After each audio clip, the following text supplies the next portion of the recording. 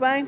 Senhoras deputadas, senhores deputados, vamos então retomar a nossa reunião com a audição a requerimento do LIVRE e do Chega sobre a presença de influenciadores digitais que promovem a misoginia e a sexualização nas escolas, a requerimento do LIVRE, e sobre a promoção de conteúdos relativos à sexualidade e identidade de género no sistema de ensino, suscitadas pela presença de influenciadores digitais nas escolas públicas, que é o requerimento do Chega.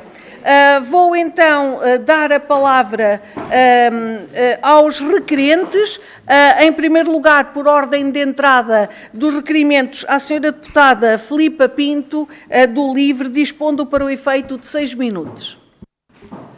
Muito obrigada, senhora Presidente. Senhor Ministro, a razão do requerimento do LIVRE nada tem a ver, ou o requerimento para a sua vinda a esta Comissão, nada tem a ver com questionar atividades pedagógicas inseridas num projeto educativo de qualquer escola ou agrupamento, e muito menos queremos que haja interferência na autonomia pedagógica das escolas. Não tem nada a ver com essa matéria. Portanto, o que nos faz pedir a sua presença nesta Comissão tem a ver com um facto subejamente conhecido, que no passado mês de março o Jornal Público identificou através das redes sociais pelo menos 79 escolas que receberam influenciadores digitais que fazem da sexualização das crianças um negócio. Era este o título. Gonçalo Maia, e eu vou fazer uma pequena cronologia, um dos influenciadores, por exemplo, não produz apenas conteúdos para crianças, é também protagonista de vídeos para adultos, tem mais de 42 mil seguidores, que alterna a partilha de vídeos em escolas com a promoção da conta da OnlyFans, onde coloca links diretos para os conteúdos sexuais. Pouco depois da denúncia, um influenciador que lucrou com a sexualização de crianças voltou a uma escola, o que consideramos grave. Disse ingenuamente uma diretora adjunta de uma escola: ele aqui portou-se bem, como se nada fosse, como se isto não fosse uma coisa grave. Especialistas em violência sexual e representações mediáticas confirma o que nos assolou quando vimos a reportagem. Dizem eles, e cito, que as crianças tentam reproduzir o que veem e consomem, incluindo determinadas posições e expressões sexuais que não são próprias para a sua idade. Gonçalo Maia enviava, é um dos influencers citados na investigação, enviava gratuitamente fotografias e vídeos sexuais explícitos a quem partilhasse e comentasse as suas publicações.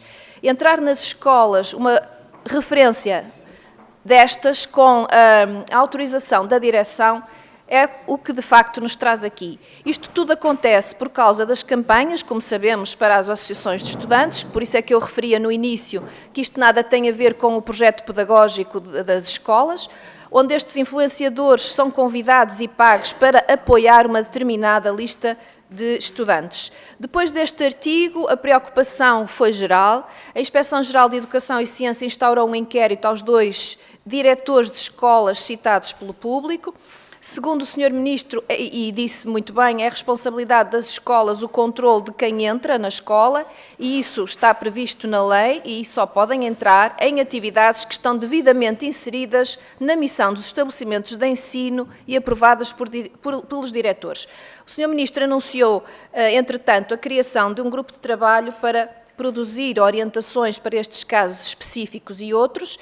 A 11 de março, o MEC enviou um parecer às escolas com diretrizes sobre a entrada e permanência nos espaços escolares de pessoas externas à comunidade, e a grande pergunta que, no fundo, que nos assola é se garante que, depois destes tristes episódios e deste excelente trabalho jornalístico, sem o qual, se calhar, não teríamos conhecimento destas situações, se as nossas escolas não serão expostas a este tipo de eventos e discursos dentro do espaço escolar. E ainda, se está a ser feito algum apuramento de responsabilidades e em que ponto é que esse apuramento se encontra. O que sabemos é que foi aberta uma investigação e processos disciplinares a 2 diretores citados no jornal, mas também sabemos que isto aconteceu em pelo menos 80 escolas. Pergunto então se há algum apuramento de responsabilidades. No fundo, queremos saber, Sr. Ministro, quais as medidas que tomou relativamente a este assunto, de modo a tranquilizar a comunidade educativa. E creio que não há necessário alongar-me mais, a situação está bem explicada, até porque é um caso mediático que também a sociedade conhece. Muito obrigada. Muito obrigado, Sra. Deputada. Dou então a palavra ao Sr. Ministro para responder. Dispõe para o efeito de 6 minutos. Muito obrigado, Sra. Presidente. Muito obrigado, Sra. Deputada Filipa Pinto.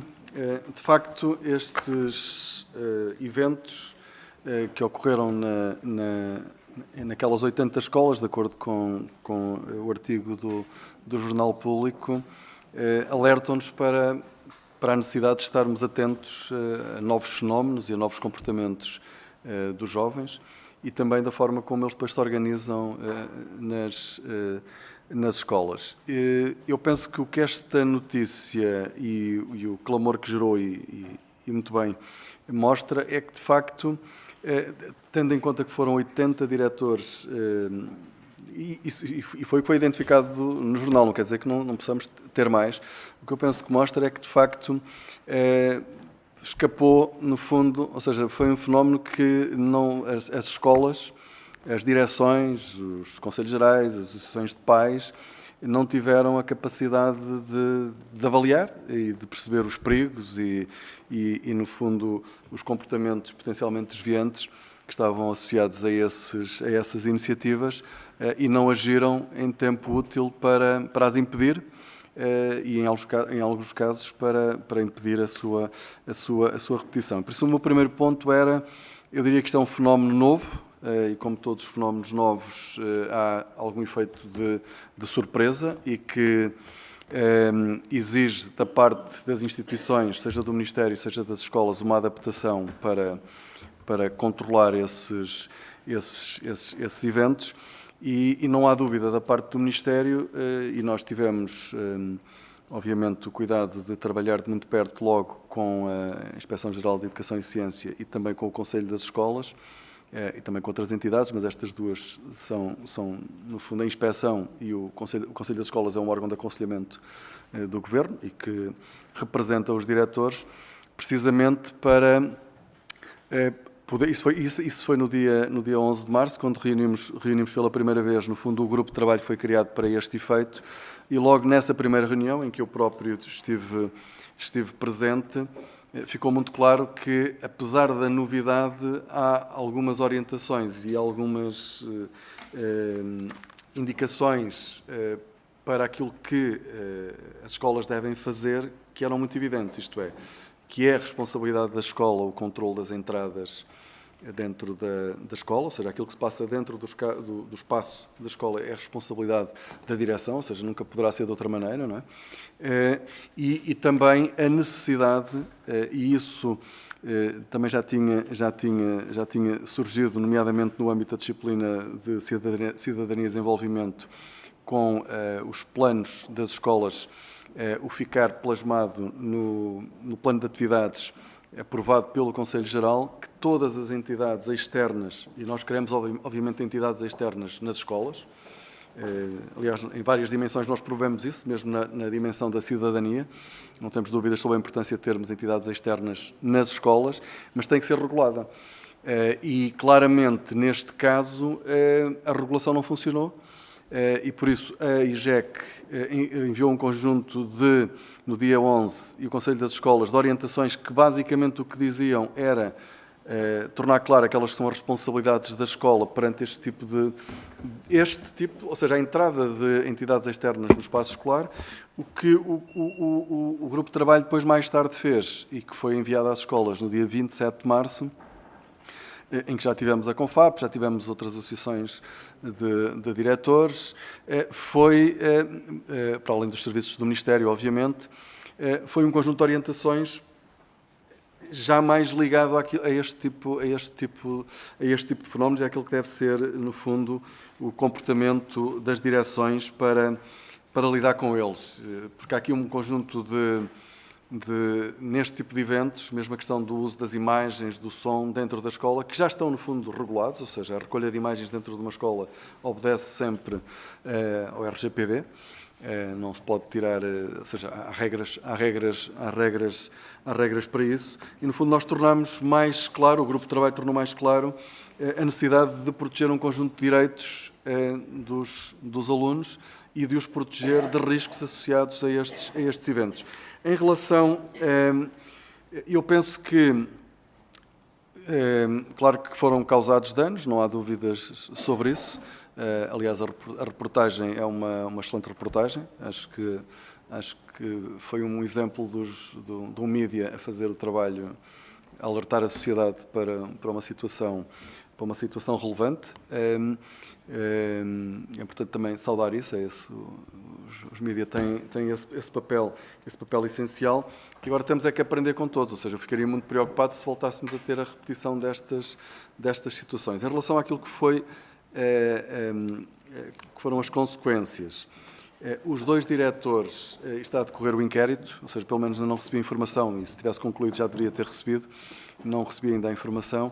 O inquérito aos 2 diretores decorre das afirmações que eles fizeram ao jornal, não por terem feito, obviamente, isso não é, obviamente, se bem que os diretores também têm regras para falar com os meios de comunicação social, mas não é por terem falado, é que na forma como falaram, mostraram que pareciam não conhecer os seus deveres.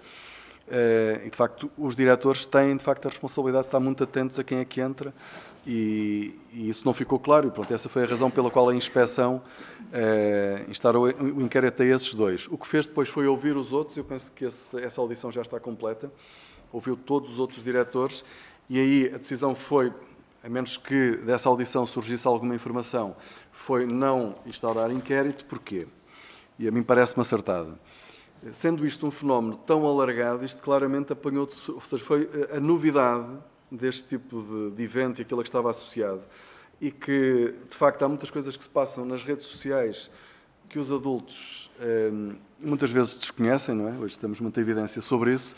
Eu penso que acho que esse é um desses casos, ou seja, porque se tivesse acontecido com um grupo muito restrito e tivesse havido muitos diretores a impedir isso, eu diria que não, ou seja, de facto ultrapassou basicamente ou seja, o entendimento de dezenas de diretores, e por isso eu penso que mais do que uma ação punitiva neste caso, é fundamental ter aqui uma ação pedagógica, de correção, e de facto tornar as escolas espaços mais seguros. E isso é que tem que ser seguros e de bem-estar. Obrigada, Sr. Ministro. Para a apresentação do requerimento do Chega, tem agora a palavra o Sr. Deputado Rui Cardoso. Faça o favor. Sra. Ministra, antes que o tempo comece a contabilizar, apenas dizer, Sr. Presidente, peço desculpa, dizer que vou dividir a minha intervenção em 2 partes, serei eu próprio a fazer ambas, mas queria ouvir o Sr. Ministro a meio da intervenção. Agora, passando para a intervenção propriamente dita, obrigado, Sr. Presidente, Srs. Deputados, Sr. Ministro. Podíamos questionar qual a razão de ser desta audição. E, de facto, penso que ao longo das últimas semanas foi ficando mais ou menos claro o que é que aconteceu. Houve uma reportagem a denunciar uma série de situações que ocorreram em pelo menos 79 escolas, com pessoas externas a essas escolas a promoverem conteúdos de natureza sexual, natureza erótica, nessas mesmas escolas, ao arrepio da lei e ao arrepio daquilo que deve ser os conteúdos pedagógicos e didáticos a ser ministrados nas escolas. Foram abertos inquéritos, foram emitidas novas orientações que, no fundo, já são decalcadas daquilo que decorre da lei e, portanto, essa situação parece-nos, enfim, sanada. Por isso, o Chega apresentou um requerimento que alargasse este âmbito. Porque, de facto, aquilo que nós assistimos não se reduz a 79 ou 80 escolas, Sr. Ministro. Aquilo que nós fomos verificando ao longo dos anos, no que à erotização das crianças diz respeito, no que há palestras, nomeadamente com drag queens dentro de escolas, com conteúdos absolutamente inacreditáveis, com aberrações a entrarem dentro do espaço escolar,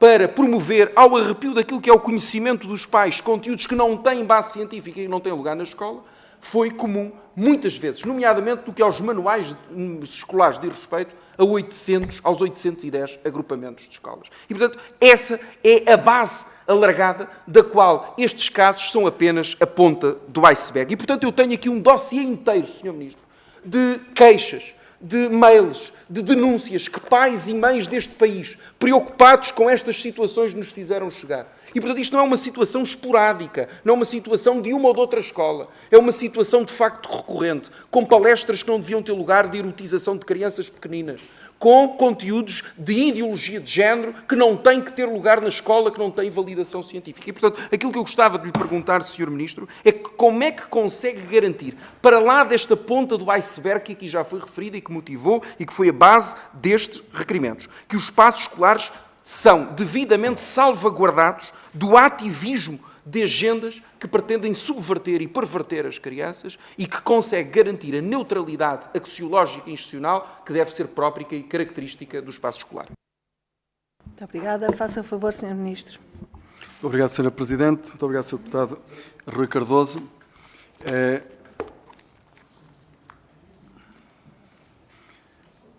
Eu depois desconto.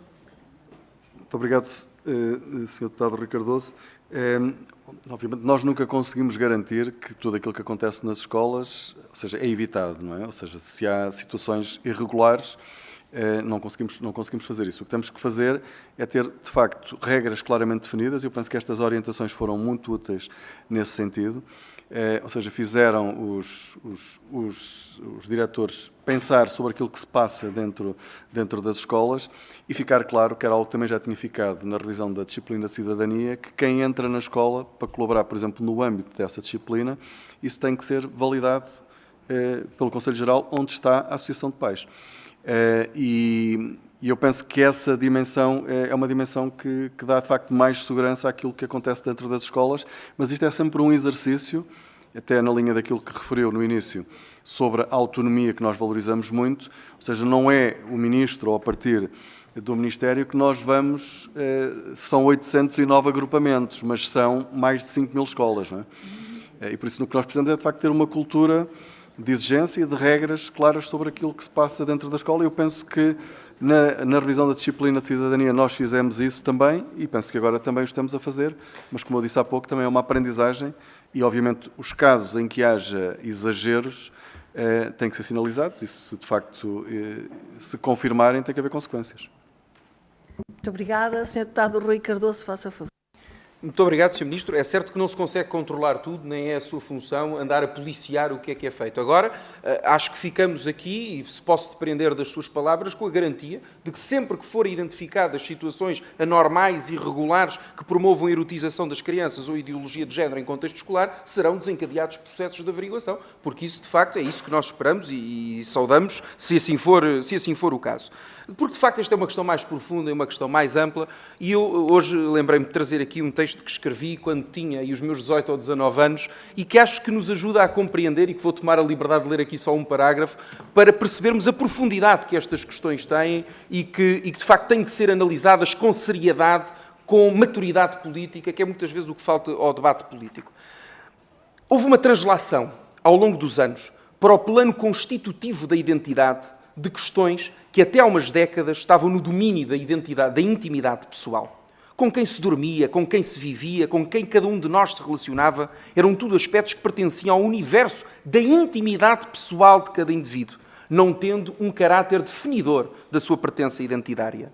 A inversão de polos a que assistimos materializa o corolário de uma longa caminhada de relativismo axiológico, semeado pelos académicos marxistas nas universidades, com maior intensidade desde o maio de 68, alimentado pela narrativa mainstream e apadrinhado pelo centrão político. Os espanhóis chamam-lhe o consenso progre, porque une todos no cancelamento, na purga e no silenciamento de quantos têm a ousadia de se opor à narrativa vigente. E, portanto, eu gostava nestes segundos e nestes minutos que ainda tenho, de lhe perguntar, neste âmbito ainda, se já teve a oportunidade de estabelecer algum contacto com a nova Ministra da Educação da Hungria, que eu acho que é um bom exemplo e um bom caso que pode servir de farol para aquilo que nós podemos atuar ao longo dos próximos anos nesta matéria. Aliás, eu devo confessar que achei muita graça a quando das eleições da Hungria ver um certo excitamento por parte da esquerda política relativamente à mudança do status político. É muito engraçado porque o Parlamento da Hungria é um Parlamento excepcional, não há nenhum deputado de esquerda, nem um só. É uma coisa, respira-se muito melhor. E, portanto, aquilo que nós podemos ter como exemplo do caso húngaro, diga-se também, é que a nova Ministra da Educação da Hungria promoveu a sua agenda de políticas públicas essencialmente sobre 2 eixos. Liberdade e autonomia para as escolas e uma cultura de mérito e não uma cultura do facilitismo. Parece-me, desde logo, um programa e uma visão bastante ampla e bastante interessante. Mas diz mais, esta senhora Ministra foi diretora de um colégio católico na Hungria e assentou e assentará a partir de agora a sua ação em 3 grandes matérias que me parecem importantes para termos como reflexão. Por um lado, a ideia de razão. A procura da virtude, da excelência, do absoluto, do belo, da virtude. E isto é uma dimensão que falta muito à minha geração. Aliás, há uma grande busca, há uma grande sede do absoluto que depois é colmatada por uma série de outras coisas que não conseguem preencher minimamente esse vazio e essa sede. Segundo aspecto, a experiência, a imersão com o real, muito vocacionado para o ensino técnico, prático, profissional e profissionalizante, que é outra das dimensões muito importantes. E, em terceiro lugar, a relação, a aliança estabelecida com as famílias. Nenhuma prática educativa pode ser feita ao arrepio, em contrariedade ou em oposição às famílias, mas sim estabelecendo uma aliança com as famílias e com as comunidades nos quais estamos inseridos. Senhor Presidente e Senhor Ministro, eu gostava de terminar esta intervenção deixando esta reflexão. Senhor Ministro, quem nos dera a nós, daqui a uns anos, não ter que estar a fazer requerimentos porque houve tipos seminus que foram para dentro de escolas. Mas podemos estar a refletir coisas sérias e verdadeiramente importantes. A valorização da escola e dos seus profissionais. A centralidade das famílias no processo educativo. Um ensino vocacionado para o futuro, para o desenvolvimento e para o progresso. Esse é o meu desejo, esse é o nosso contributo, essa é a nossa perspectiva, é para isso que lutaremos. Muito obrigada, Sr. Deputado. Sr. Ministro, tem a palavra, faça favor. Muito obrigado, Sra. Presidente. Muito obrigado, Sr. Deputado Rui Cardoso. Eu, de facto, não conheço ainda bem o currículo da minha homóloga húngara. Tenho que ir ver com mais atenção. A cultura de mérito, completamente de acordo. Ou seja, temos que incutir essa ética do trabalho e do esforço, sem dúvida. É uma dimensão que valorizamos muito, sem dúvida. Agora, não conheço o programa, por isso não vou comentar. Obrigado. Muito obrigada. Por parte do Grupo Parlamentar do PSD, vai usar da palavra o Sr. Deputado Bruno Faria. Senhora Presidente, muito obrigado. Senhor Ministro, Senhor Secretário de Estado, Senhora Secretária de Estado, bem, a audição de hoje deve ser feita com a seriedade, o equilíbrio e o sentido de responsabilidade que estas matérias, estes episódios exigem. Ou seja, estamos a falar da escola e, quando falamos da escola, falamos de um espaço que tem de ser protegido, respeitado e cada vez mais valorizado. Estamos a falar da confiança das famílias, da autoridade das direções, da missão educativa da escola pública e da responsabilidade de garantir que o ambiente escolar é coerente com essa missão.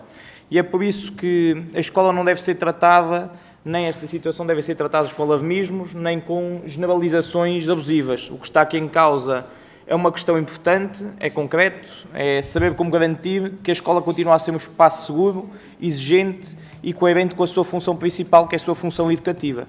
E esse para nós é o ponto central desta audição. Não permitir que situações concretas sejam transformadas numa suspeição generalizada sobre as escolas, sobre os diretores ou sobre a autonomia das comunidades educativas. Essa é a nossa perspectiva, o caminho errado. As escolas e as direções precisam de confiança, de autonomia e essa deve ser defendida como um valor essencial no nosso sistema educativo. Naturalmente, esta autonomia não significa ausência de critério, não significa que possa acontecer em contexto escolar, não significa ausência de responsabilidade, mas também não podemos cair no erro oposto, que é de responder a casos concretos com uma lógica de desconfiança, como se o problema estivesse na própria autonomia das escolas ou na capacidade de direção das direções. O que é preciso não é enfraquecer essa autonomia, o que é preciso é reforçá-la com mais clareza, mais enquadramento e mais segurança na decisão. E é precisamente por isso que importa valorizar o trabalho que o Sr. Ministro tem feito e o seu Ministério e que nos mostra a ideia que nos parece absolutamente certo que a abertura da escola ao exterior e à comunidade constitui uma dimensão de cidadania indispensável no que é a missão pública e pedagógica e formativa da escola. E que esta abertura tem de ser enquadrada por critérios claros de adequação, proporcionalidade e responsabilidade institucional, para prevenir situações como estas, incompatíveis com valores democráticos, com a dignidade da pessoa humana e com fins próprios da escola, assegurando o bem-estar e a segurança das crianças e dos jovens.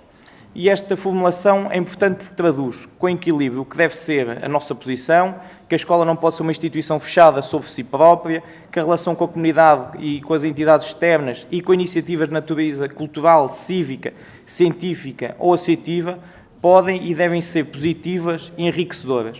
Mas essa abertura também não pode ser improvisada ou desligada da missão educativa da escola.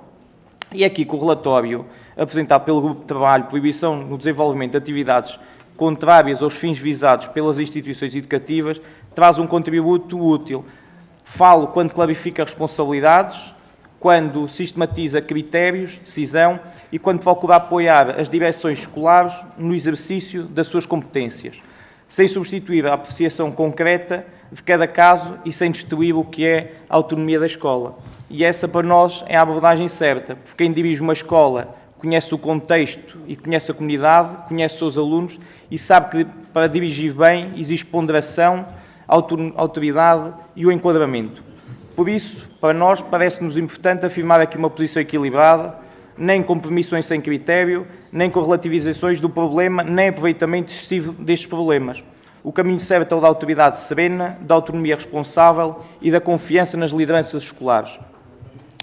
Aliás, aqui olhando para o trabalho do Sr. Ministro e que o Sr. Ministério tem vindo a desenvolver, há aqui diversas estruturas e diversos trabalhos que temos vindo a fazer, ou seja, desde a revisão da disciplina da cidadania, ou seja, procuramos dar mais coerência e menos dispersão. O que se trata aqui com o critério e a proibição do uso dos telemóveis, tanto pela idade como também pelo ano de escolaridade, e também o que nos interessa de não fechar a escola ao exterior e enquadrar melhor esta abertura com estes critérios, responsabilidade e confiança nas direções. Por isso, Sr. Ministro, parece-nos que nesta audição deve servir, acima de tudo, para reforçar uma ideia de confiança institucional, confiança na escola pública, confiança nas direções e confiança na capacidade das comunidades educativas exercerem a sua autonomia com responsabilidade e confiança também num caminho de valorização da escola que tem vindo a ser feito no sentido de dar mais clareza, estrutura e autoridade. Por isso terminava com esta questão, Sr. Ministro. Se é esta forma que o Governo entende que deve continuar a ser reforçada a capacidade de decisão das direções escolares nesta matéria, garantindo-lhes autoridade, segurança e confiança no exercício da sua autonomia. Muito obrigado. Muito obrigada. Tem a palavra o Sr. Ministro para responder. Muito obrigado, Sr. Presidente. Muito obrigado, Sr. Deputado Bruno Faria. Sim, ou seja, não podia estar mais de acordo, aliás, nesta reforma orgânica que nós estamos a fazer, em que, basicamente, definimos muito claramente quais é que são as responsabilidades da Agência para a Gestão do Sistema Educativo, do EDUCA, qual é que é o papel das CCDRs, que é fundamentalmente de planeamento, das autarquias, e também qual é que é o papel das escolas, da direção das escolas, e por isso é que também iremos trabalhar no Estatuto do Diretor. E nesta nova organização, não apenas a autonomia, mas também a capacidade de gestão da escola tem que ser reforçada, obviamente sempre associada também à prestação de contas, como é evidente. E por isso esse reforço da autonomia é uma das dimensões em que ainda temos que trabalhar. Nós, aliás, tomámos algumas decisões nos últimos tempos em que legámos um conjunto de competências adicionais nos diretores, precisamente no sentido de tarefas que eles já faziam, mas que eles, ou seja, nós não adicionámos nenhuma tarefa que eles não fizessem, simplesmente a tarefa não ficava fechada porque ainda tinha que vir ao Ministério. E a partir de agora nós delegamos a decisão que ele toma, é a decisão que ele toma, não tem que vir ao Ministério para ter autorização. E é até importante clarificar isto, não foi uma delegação de tarefas adicionais, foi uma delegação fundamentalmente de lhe permitir ter poder de decisão que não tinha, em que se limitava a emitir um parecer. E por isso sim, ou seja, temos que reforçar essa autonomia, mas também temos que capacitar a gestão das escolas. Aliás, a contratação de técnicos que estamos vindo a fazer também vai nesse sentido. Já agora, ou seja, nós vamos deixar de ter delegados do Ministério nas escolas, se fossem os delegados da DGEST, fossem os delegados da DGE, precisamente porque as escolas têm que ter autonomia para tomar decisões e, de facto, se não têm os recursos necessários, é a obrigação do Ministério garantir-lhe esses recursos e também ter sempre um canal aberto para que possamos identificar as necessidades das escolas e responder em tempo útil. Muito obrigado. Muito obrigada, Sr. Ministro. Pelo Grupo Parlamentar do PS, vai usar a palavra a Sra. Deputada Rosa Isabel Cruz. Muito obrigada, Sra. Presidente. Cumprimento a si, aos senhores e às senhoras deputadas, Sr. Ministro, senhoras e senhores secretários de Estado. Começo por uma nota que me parece inevitável. Aliás, duas notas. A primeira, só para informar que eu estou a respirar muito bem. E a segunda, aquela que importa mesmo, é dizer que esta audição está a realizar-se em boa medida um pouco tarde, pois já se está a realizar depois de uma grande exposição pública, de uma grande reação mediática e depois do grupo de trabalho criado pelo Governo ter já produzido orientações sobre a matéria que se prende com os requerimentos que estão na base desta audição. Ou seja, estamos a discutir um problema que já foi amplamente reconhecido e falado, mas relativamente ao qual, mesmo assim, existem dúvidas fundamentais. E esta audição deve servir para esclarecer essas dúvidas, mas também e principalmente para falar de soluções para o futuro em relação às circunstâncias que nos trazem aqui. E, Sr. Ministro, com certeza muitas das questões que lhe vou colocar já foram aqui colocadas, outras serão colocadas, que serão naturalmente convergentes, e só reforça a sua relevância e a necessidade de respostas claras por parte do Governo. E para falar com seriedade, isso importa também clarificar o passado para depois poder olhar para o futuro. E então, entrando aquilo que nos traz aqui, que é o assunto dos requerimentos. O Partido Socialista, assim que vieram a público, colocou questões muito concretas ao Governo sobre a presença de influenciadores nas escolas. E é verdade que, olhando para as respostas do Ministério, há matérias que continuam por esclarecer. Sabemos que foi criado um grupo de trabalho, sabemos que foram produzidas orientações, mas não sabemos, com o grau de detalhe exigível, aquilo que era essencial saber: se o Ministério tinha conhecimento prévio destas situações e que diligências concretas adotou, se existiram pedidos de orientação por parte das escolas que ficaram sem resposta e, sobretudo, se existe hoje um levantamento completo, rigoroso e transparente sobre realmente o que aconteceu no terreno. E, Sr. Ministro, sem estas respostas claras destas três questões, ficamos sem base para agir com eficácia. E sem essa base não há política consistente. O que há é reação àquilo que acontece. Importa, por isso, olhar para os requerimentos apresentados e para o enquadramento que deles resulta. E há aqui uma preocupação legítima nestes requerimentos, e que todos partilhamos: a proteção dos alunos e a adequação das atividades em contexto escolar. Mas essa preocupação, e desculpem-me ter que fazer esta parte, não deve nem pode ser instrumentalizada nem confundida com outras agendas. E não podemos deixar de dizer com toda a clareza, nomeadamente no que diz respeito à formação e à informação dos jovens, que são fundamentais e indispensáveis para o seu desenvolvimento enquanto cidadãos conscientes, críticos e participativos. Isto não é um mero detalhe. Todos nós sabemos que jovens mais esclarecidos, mais informados e mais conscientes serão sempre adultos mais responsáveis, mais livres, mais participativos e mais preparados para uma cidadania ativa. E é isso que a escola deve garantir. Não é através da simplificação de textos ou de temas complexos, nem através de criação de ruído ou desinformação que protegemos os jovens. É através do conhecimento, do pensamento crítico e da educação. Mas, retomando aos requerimentos, importa olhar para aquilo que foi produzido pelo grupo de trabalho e para as respostas que continuam por dar. E, nesse plano, aquilo que se impõe em relação à proteção dos alunos em contexto escolar. Sr. Ministro, o grupo de trabalho identificou corretamente vários problemas: falta de critérios claros, ausência de procedimentos uniformes, riscos associados a conteúdos inadequados, promoção comercial e exposição indevida dos alunos. E estabeleceu princípios relevantes: adequação etária, respeito pelos valores democráticos, avaliação de riscos, necessidade de decisões fundamentadas. Mas, apesar deste diagnóstico sólido, subsiste uma fragilidade central. Estas orientações não são vinculativas. Isso levanta uma dúvida legítima: como garantir a coerência, proteção efetiva e igualdade entre as escolas com base em orientações meramente indicativas? É nesse contexto que lhe vou colocar algumas questões, começando pelas que ficaram sem resposta. Pode esclarecer de forma objetiva se o Ministério tinha conhecimento destas situações antes da divulgação pública e ações concretas que foram então tornadas públicas? Existem registros de pedidos de orientação por parte das escolas que não tenham tido resposta? Dispõe o Ministério de um levantamento completo que permite conhecer exatamente o que aconteceu? Isto em relação ao passado. Agora, olhando para o futuro, há um conjunto de questões que decorrem diretamente da conclusão do grupo de trabalho que o Ministério criou e que optou por não estabelecer regras mínimas obrigatórias para as escolas. Pergunto-lhe como será então assegurada a coerência nacional na aplicação destes critérios. Que mecanismos de monitorização e fiscalização estão previstos? Isto é, se o Ministério está disponível para avaliar no terreno a aplicação dessas orientações. E onde entende que termina a autonomia das escolas e começa a responsabilidade do Estado no que diz respeito à proteção dos alunos. Finalmente, importa garantir aquilo que é essencial: Que medidas concretas vão assegurar que não há captação indevida de imagem, promoção comercial e exposição dos alunos, conclusões do grupo de trabalho? E que salvaguardas efetivas são implementadas já no próximo ano letivo? Senhor Ministro, o problema foi identificado, é verdade, o diagnóstico está feito. Agora o que se exige é outra coisa, clareza nas responsabilidades, consistência nas regras e eficácia na proteção dos alunos, porque há um princípio que não pode ficar em aberto. A proteção das crianças e jovens não pode depender da interpretação de cada escola. Tem que ser garantida pelo Estado de forma clara e inequívoca. Disse. Muito obrigada. Tem a palavra o Sr. Ministro para responder. Obrigada. Muito obrigado, Sr. Presidente. Muito obrigado, Sra. Deputada Rosa Isabel Cruz. As orientações não são vinculativas, mas a lei é vinculativa e aplica-se a todas as escolas da mesma maneira. E é isso que garante a igualdade entre todas as escolas. E nós não vimos para já a necessidade de alterar a lei. Tivemos foi a necessidade de esclarecer a aplicação da lei, que é o que estas orientações fazem. Agora, é igual para todos porque a lei é igual para todos.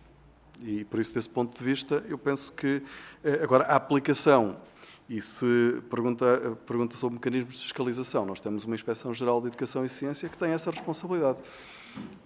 Precisamos e estamos num processo de reforma também dessa inspeção. O Governo já iniciou esse processo de reforma das inspeções em geral e em particular da Educação e Ciência, mas ela continuará a ter esse papel fundamental regulador dentro do sistema. E é essa a entidade que tem essa responsabilidade, ou seja, de garantir que, de facto, as regras são cumpridas dentro de todas as escolas. Em relação, obviamente, há aqui mecanismos de controle que envolvem toda a sociedade, ou seja, os pais têm também essa obrigação de estar atentos, não apenas em casa, mas também em relação aos comportamentos que as crianças têm. Há aqui uma responsabilidade, nós acreditamos muito no papel dos pais na educação das crianças. E esse papel, ou seja, é um papel dos professores, é um papel das direções, é um papel de toda a comunidade. Essa vigilância, essa atenção tem que nos envolver a todos, a toda a comunidade. E por isso, como é que se vai garantir que vamos ter escolas como espaços de bem-estar e seguros para as crianças? É com regras, com as leis, obviamente, cumprimento das leis, com as orientações para termos bons comportamentos, mas depois com o olhar de todos, com a atenção de todos, e todos temos que cumprir o nosso papel. E isto diz respeito a tudo, ou seja, a captação de imagens, ao facto de poder haver fins comerciais para muitas destas atividades, como referiu, temos de estar atentos para atuar quando isso acontece. Em relação à outra pergunta que me fez, sobre se tinha conhecimento destas situações ou se recebi pedidos, que eu tenho conhecimento, não, e já perguntei ao Secretário de Estado Adjunto, também não, e por isso não temos, e de facto aquilo que aconteceu, ou melhor, aquela reportagem com aquela descrição, foi uma surpresa, sim. Muito obrigada, Sr. Ministro. Dou a palavra agora à Sra. Deputada Angélica da Teresa, da Iniciativa Liberal. Muito obrigada, Sra. Presidente. Sr. Ministro, aparentemente estes influenciadores foram convidados pelas associações de estudantes. E, portanto, se nós até podemos desculpar os mais novos de não terem alguma noção, eu lamento, mas eu não consigo embarcar com as intervenções que estão a ser tidas aqui, como se os mais velhos também não tivessem que ter noção. Eu espero que os mais velhos, que desempenham funções nas escolas e que são pagos para desempenhar essas funções, tenham a noção que os mais novos não tenham, porque senão eu não sei a que nível de degradação é que nós chegamos para estarmos a discutir isto na Assembleia da República, muito honestamente. E, portanto, uma coisa é a confiança, ou seja, confiou-se na Associação de Estudantes e não se verificou, porque se nós formos googlar o nome daqueles indivíduos, quer dizer, o conteúdo é tão básico que não é preciso ser-se muito inteligente ou navegar nas redes sociais para se perceber o que aquelas pessoas fazem. Portanto, eu confesso que tenho alguma dificuldade em embarcar aqui nestes discursos de Miss Mundo. O Sr. Ministro, na altura, referiu a questão da autonomia, e tem razão, não podemos querer autonomia à segunda e depois à terça dizer que o Ministério tem que pôr ordem nas escolas porque sem diretrizes para o básico as escolas não sabem funcionar, porque senão qualquer dia, então quais são as diretrizes que as escolas precisam de receber para funcionarem normalmente? Precisam de dizer o que é que as pessoas devem vestir, como é que as pessoas se devem dirigir umas às outras, a educação com que o fazem, a forma como entram, quer dizer, qual é o limite, não é? Porque eu acho que é um bocadinho isto que se está aqui a chegar. Depois, foram instaurados inquéritos, e as minhas perguntas vão basear-se essencialmente nisto. Foram instaurados inquéritos a pedido do seu Ministério, mas o que é verdade é que se instauram inquéritos e muitas vezes depois não dão em nada, não é? Sai da comunicação social e a história perde força. E, portanto, quanto muito aquele indivíduo, não é? O adulto, eu nem sequer estou a falar das crianças nem dos jovens, os adultos que não têm noção, depois o que lhes acontece é que muitas vezes são transferidos para outras escolas onde se calhar a falta de noção não dá tanto nas vistas.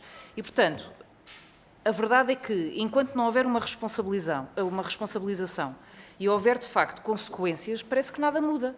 E estamos sempre à volta dos mesmos problemas, independentemente de todas as indicações ou diretrizes nacionais vinculativas que possam ser emitidas.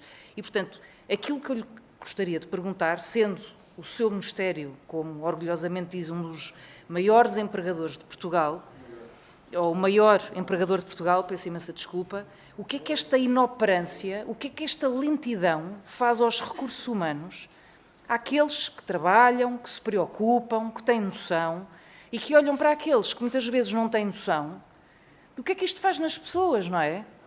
Porque depois há N inquéritos, há N situações que depois vamos espremer e não dão em nada. Porque as pessoas continuam lá, ou senão vão ser reencaminhadas para outro sítio qualquer, mas mantêm-se lá. Eu não estou a dizer que neste caso concreto as pessoas tenham feito isto com dolo, ou que estou perfeitamente convencida que tenham, enfim, tenha-lhes passado ao lado. E, portanto, foi uma desatenção. Mas a verdade, muitas vezes, isto é um exemplo de muitos outros processos que acontecem. Como sendo o maior empregador deste país, terá de tudo. Terá bons funcionários, terá funcionários mais ou menos e terá maus funcionários. E em relação aos maus funcionários, o que é que acontece? Eu vou-lhe dar a resposta, não acontece nada. Muito obrigada, Sra. Deputada. Tem a palavra o Sr. Ministro para responder. Muito obrigado, Sr. Presidente. Muito obrigado, Sra. Deputada Angélica Teresa. Eu gostava, em primeiro lugar, gostava de dizer que os inquéritos têm consequências. Eu estava a perguntar ali à minha adjunta quantos professores, eu não tenho a certeza, mas já exonerei uma série de professores em 2 anos, em resultados de inquéritos da Inspeção-Geral de Educação e Ciência. Mais de 6, de certeza. E, por isso, as coisas têm consequências. Aqui estamos a falar da exoneração e uma exoneração não é tomada de ânimo leve. Eu nunca exonerei ninguém de ânimo leve. Ou seja, vou atrás, vejo o processo todo, porque é a vida das pessoas que está em causa. Há casos que são evidentes, não há dúvidas, há outros mais dúbios, não é? E por isso há consequências, e consequências que podem ser mesmo drásticas, não é? Que leva mesmo ao afastamento da pessoa da profissão. Há consequências e há muitos processos disciplinares com consequências. Não é justo dizer isso, porque há trabalho da inspeção e parece que não estão a trabalhar. Eles estão a trabalhar e depois há consequências desse trabalho. Também me parece que os adultos têm as suas responsabilidades. Agora, eu gostava de dar um exemplo, que é o uso dos smartphones. Nós, quando chegámos ao Governo em 24, fizemos uma orientação para a proibição. Não foi uma proibição, foi uma orientação. Hoje há imensos estudos, na altura já havia. Agora, cada vez mais, há muitos estudos que evidenciam os malefícios para o desenvolvimento das crianças da utilização desse tipo de tecnologia, sobretudo quando ela é utilizada de uma forma desregulada. A verdade é que nós deixamos, e esse objeto dá origem, dá acesso a redes e a essas imagens todas que são partilhadas, foram, nesse caso, passaram na escola, mas as crianças podem ter acesso a elas na mesma sem terem ido à festa e à escola. E por isso, a proibição dos smartphones, que foi feita no sentido de regular o uso de uma tecnologia para a qual havia evidência cada vez maior de que era prejudicial ao desenvolvimento das crianças, eu acho que nós agora podemos dizer, foi tarde demais. Provavelmente foi. Falámos aqui do problema de saúde mental, há imensos estudos que associam, nomeadamente do Jonathan Haidt, que é uma das pessoas mais focadas neste problema, que associa, ele tem cada vez mais evidência de causalidade entre o surgimento dos smartphones e o aumento dos problemas de saúde mental. Que não será só correlação, é mesmo causalidade. Ele tem novos estudos, que ainda agora que saíram, estudos adicionais, e que comprovam isso. E a verdade é que nós andamos anos e anos a negligenciar a utilização dessa tecnologia. Nós quem? Pais, professores, diretores, decisores políticos, mas corrigimos, ou seja, percebemos, e foi uma medida que tomámos, depois fizemos a proibição e não tivemos contestação, eu não notei, de ninguém. Eu não notei, eu pessoalmente só recebi, no fundo, o reconhecimento da importância dessa medida. A mesma discussão está a haver agora em relação às redes sociais, não é? A União Europeia está a caminhar no sentido também de restringir o acesso às redes sociais, porque nós sabemos que cada vez mais elas são manipuladoras. Ou seja, elas limitam completamente o livre-arbítrio, porque têm algoritmos que são aditivos e que condicionam completamente o comportamento das crianças e dos jovens. Se calhar já devíamos ter feito isto há mais tempo. Mas mais uma vez, se calhar os adultos às vezes não são suficientemente rápidos a responder. Eu acho que estes comportamentos, muitas vezes, mesmo estes que são associações académicas, a verdade é que houve sempre este tipo de iniciativas. Agora elas têm uma dimensão associadas aos influencers, às redes sociais, que depois estão ligados a redes de pornografia, seja o que for, que são novas, que decorrem desta tecnologia. Mas a verdade é que eu diria que o efeito nefasto destas festas, eu diria que algumas crianças podem ter tido contacto com estas redes a partir daquilo que aconteceu naqueles eventos, mas grande parte deles já teria a partir do uso dos smartphones em casa. E por isso, quer dizer, o problema não é... Eu não sou assim tão... ou seja, temos é que aprender e temos que atuar rapidamente quando percebemos que há um problema. É a forma... Veja uma coisa, há um caso fantástico em Portugal, que é uma escola em Santa Maria da Feira, que eu visitei no início do ano letivo, que proibiu os telemóveis em 2017. Eu acho que é um caso extraordinário, porque em 2017 era mesmo difícil. E a diretora de turma disse-me que o resto da equipa da direção lhe disse: "Oh Ana, mas nós vamos ficar sem alunos, porque se proibimos os telemóveis aqui, eles vão todos para outras escolas." E ela lutou contra aquilo. E isso é visão. E porquê? Eu perguntei-mas porquê é que fez isso? E ela disse: "Porque eu via os miúdos na escola e aquilo não eram crianças normais. Eles deixaram de brincar, eles não jogavam, eles estavam encostados à parede, com o telemóvel, aquilo não eram as minhas crianças. E eu tenho que tirar daqui este objeto porque está a prejudicar. Isto não são crianças como eu as conheço e como eu quero que elas sejam." E ela foi mesmo visionária, não é? O Estado português só proibiu em 25, ou seja, 8 anos depois. Mas houve alguém que viu muito antes o efeito nefasto dos telemóveis. E foi uma ação muito gira, porque ela convidou alunos que tinham sido objeto dessa proibição nessa altura, que já estavam na universidade, e que voltaram lá para falar comigo sobre a experiência da proibição na altura. E pronto, aquilo de facto mudou completamente o comportamento, mas aquela escola de facto passou a ser uma escola completamente diferente das outras.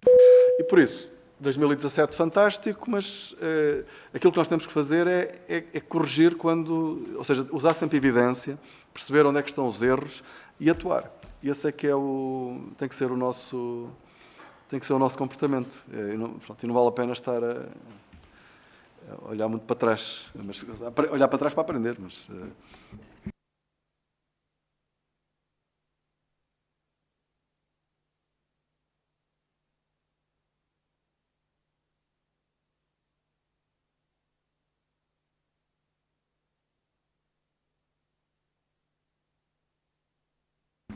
Peço desculpa que tinha o microfone desligado, peço desculpa.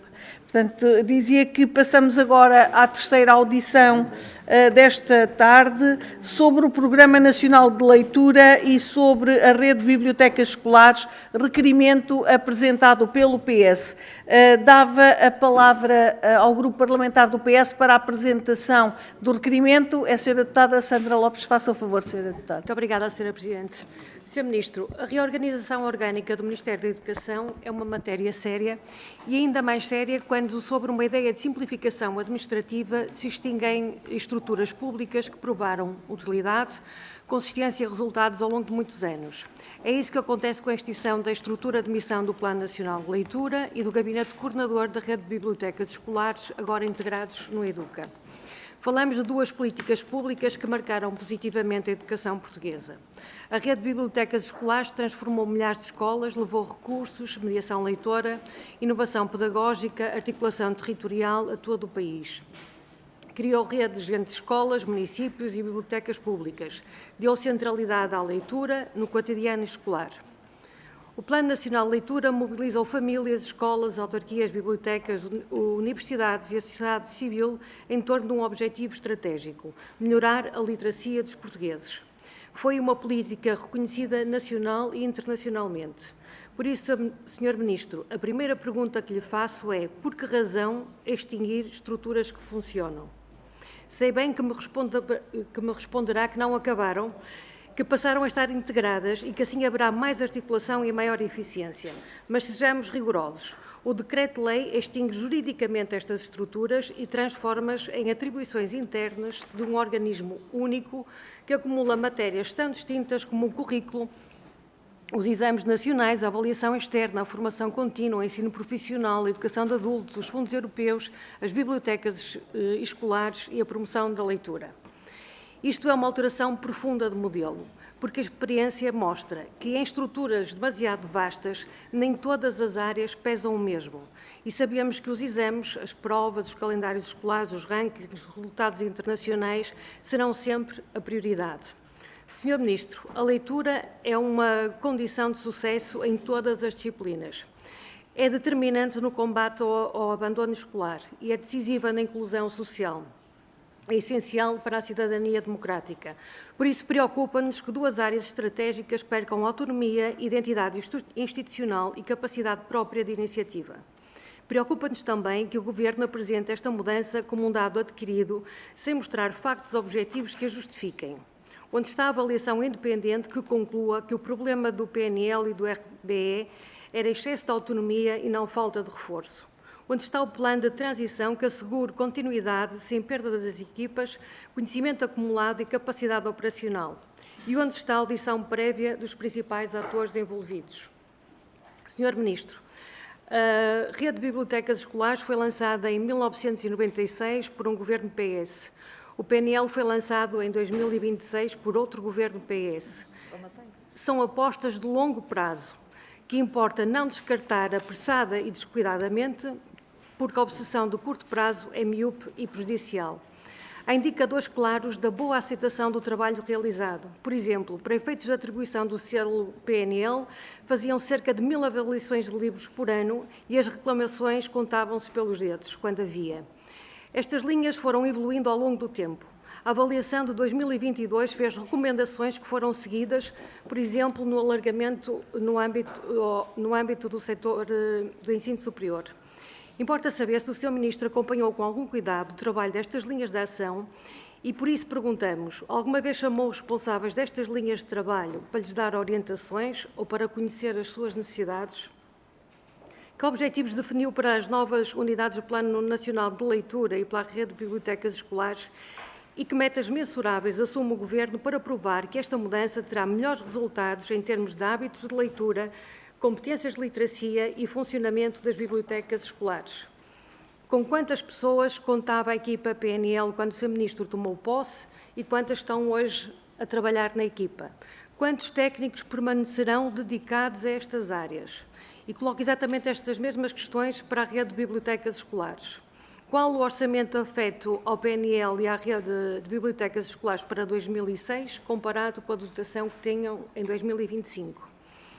Sr. Ministro, quando se mexe em políticas públicas que ajudam Portugal a melhorar indicadores de leitura e qualificação, exige-se uma adequada fundamentação, transparência e garantias. E é isso que lhe pedimos hoje, que nos dê essas garantias e esse compromisso. Muito obrigada. Muito obrigada, Sra. Deputada. Dou a palavra ao Sr. Ministro para responder até 6 minutos. Muito obrigado, Sra. Presidente. Muito obrigado, Sra. Deputada Sandra Lopes. As minhas primeiras palavras vão precisamente para todos aqueles que participaram na construção da rede de bibliotecas escolares e no Plano Nacional de Leitura. Não há dúvidas nenhumas sobre a importância destas estruturas. A rede de bibliotecas escolares e o Plano Nacional de Leitura são dimensões que eu conheço muito bem, não só porque conheço muitas pessoas envolvidas nestes projetos e também como pai conheci o Plano Nacional de Leitura de perto e sei a importância que elas têm. Aquilo que nós estamos a fazer, e esse é o grande equívoco do Partido Socialista, é que nós não estamos a acabar com o PNL e com o RBE. O que nós estamos a fazer é institucionalizar algo que nunca deixou de ser uma estrutura de missão. Que sentido é que faz ter uma estrutura de missão quando, claramente, este é um departamento que tem que estar, do nosso ponto de vista, na área onde está a qualidade, onde estão os currículos, é aí que tem que estar. E mesmo a avaliação, porque a avaliação é importante. E por isso é uma alteração orgânica em que não há desvalorização nenhuma, pelo contrário, da rede de bibliotecas escolares e do Plano Nacional de Leitura. Não é por acaso que a diretora deste departamento é a doutora Manuela Pargana da Silva, que era a diretora da rede de bibliotecas escolares quando nós chegámos ao Governo. E faz sentido também estas duas dimensões estarem ligadas, porque o Plano Nacional de Leitura, a rede de bibliotecas deve garantir que os livros do Plano Nacional de Leitura, que no fundo são uma orientação para aqueles que são os livros que os estudantes devem ler durante o seu percurso, existem nas bibliotecas. E faz todo o sentido haver uma ligação entre estas duas estruturas, que têm secções diferentes dentro do Novo Educa, mas esse era o primeiro ponto que eu gostava mesmo de fazer. Não há desvalorização nenhuma. Essa é uma ideia errada, porque está na orgânica. E na própria orgânica, no preâmbulo, na orgânica do Educa, está lá o papel da rede de bibliotecas escolares e do Plano Nacional de Leitura. E por isso eu tenho alguma dificuldade em perceber esse... Mas pronto, tudo bem. Mas é para dizer que reconhecemos não só a importância do trabalho que foi feito, como também a sua existência e o seu papel no futuro. Por exemplo, falou de recursos humanos ou do orçamento. O orçamento é o mesmo que tinha, com a diferença de que está a ter um reforço significativo. Por exemplo, nós estamos a trabalhar no orçamento para 2027 e ainda hoje validei isso. Para a rede de bibliotecas são mais 3,5 milhões de euros. Isto é um valor significativo. E para quê? Para garantirmos que, de facto, ao contrário do que acontece atualmente, os alunos de primeiro ciclo têm todos acesso a uma biblioteca escolar. Porque nós temos, neste momento, 90 mil alunos que não têm acesso a uma biblioteca escolar. E, por isso, nós estamos a apostar na leitura. A leitura também estamos a apostar, por exemplo, onde é visível, com o teste que fizemos da velocidade leitora e o plano que fizemos a seguir para corrigir as falhas na velocidade leitora que foram detectadas a partir desse teste que foi feito aos alunos, que vai ser repetido este ano, e que é fundamental precisamente para termos a certeza que os alunos estão a ter a capacidade de aprender não apenas o português e de ler, mas também as outras disciplinas. E por isso a leitura é obviamente muito valorizada como uma competência, em primeiro lugar, e também como a possibilidade que o mundo dos livros dá de desenvolvimento às crianças, não é? Ou seja, eu confesso que foi eu não sei porque já tive vários choques nestas funções, mas foi uma das informações que mais me chocou, foi quando o secretário de Estado me veio dizer que nós tínhamos 90 mil alunos do primeiro ciclo sem biblioteca.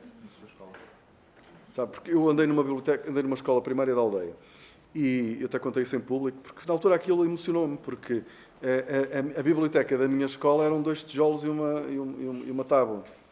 E que tinha lá meia dúzia de livros que eu li todos. Pronto, eu desde miúdo sempre li imenso, sempre poderei ler. E ainda hoje nestas funções consigo ler. Consegui voltar a ler. Os primeiros meses não consegui, era uma coisa que eu dizia que era o que mais me gostava nestas funções, era não conseguir ler. Felizmente voltei a conseguir ler. E fiquei chocado com essa informação. E veja, eu posso ter um Plano Nacional de Leitura fantástico, depois se não tenho livros na escola, quer dizer. E por isso nós estamos a reforçar, ou seja, só este ano, e as verbas já estão a ser transferidas para as escolas, só no final deste ano letivo, ou seja, prontas para o próximo ano letivo, vamos ter mais 430 bibliotecas. E isto não é desinvestir na leitura, isto não é desinvestir na rede de bibliotecas escolares. E gostava de deixar isto bem marcado.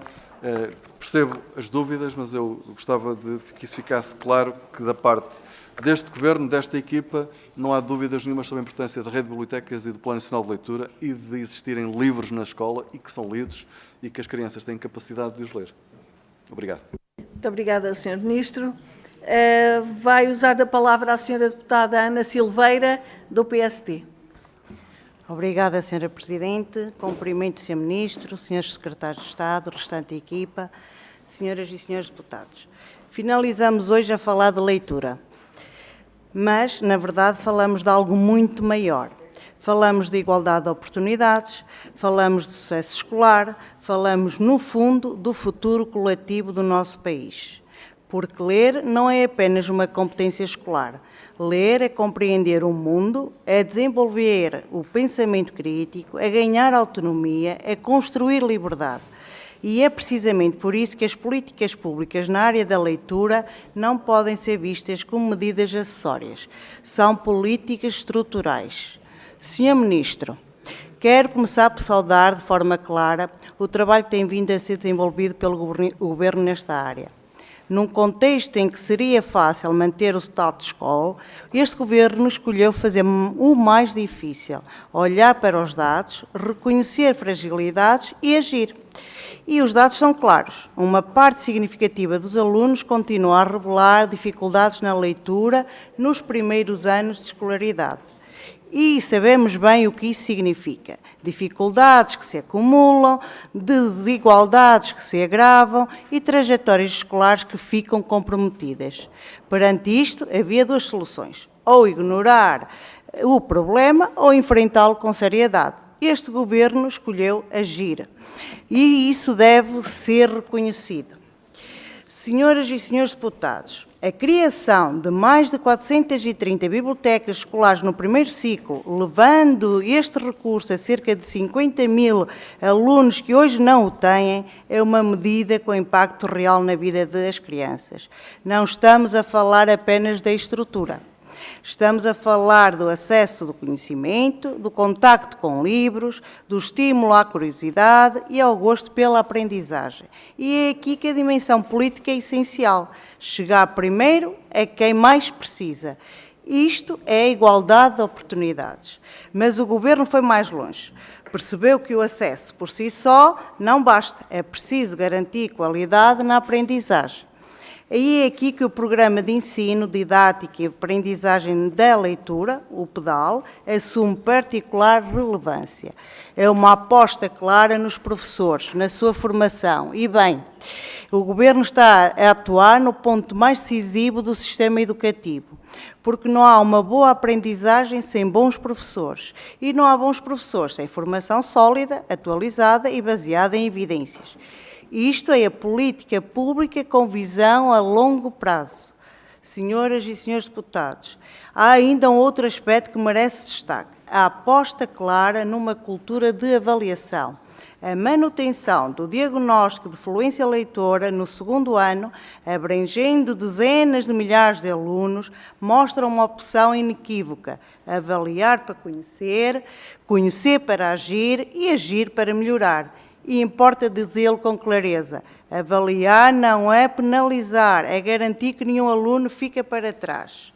Senhoras e senhores deputados, muito se falou aqui do passado, do Plano Nacional de Leitura e da rede de bibliotecas escolares, e é justo reconhecer o seu contributo.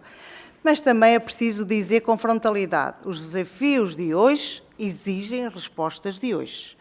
E se tudo tivesse resolvido, não teríamos 25% de crianças a ler abaixo do nível esperado no segundo ano, nem alunos de quarto ano em níveis muito abaixo da proeficiência em português. O que está em causa não é negar o passado, é ter coragem de ir mais longe. E é isso que este Governo está a fazer. Aliás, a própria reforma do Ministério aponta neste sentido: menos fragmentação, mais coordenação, mais eficácia, colocando o foco nos resultados e não na dispersão de estruturas. Porque o que verdadeiramente importa não é a forma administrativa, é o impacto real nas escolas e nos alunos. Senhoras e senhores deputados, há ainda uma ideia que deve ficar clara: investir na leitura é investir em cidadania. Num mundo marcado pela desinformação e pela complexidade, saber ler bem, compreender, interpretar, analisar é essencial para uma sociedade mais livre, mais crítica, mais informada. Sr. Ministro, O que vemos é um governo que identifica problemas, assume responsabilidades e implementa soluções concretas. Isso exige rigor, mas também exige coragem política, e essa coragem deve ser reconhecida. Permita-me terminar com duas questões. De que forma o Governo pretende garantir que estas medidas, nomeadamente o reforço das bibliotecas e o programa PEDAL, se traduzem em melhorias mensuráveis nos resultados dos alunos já nos próximos anos?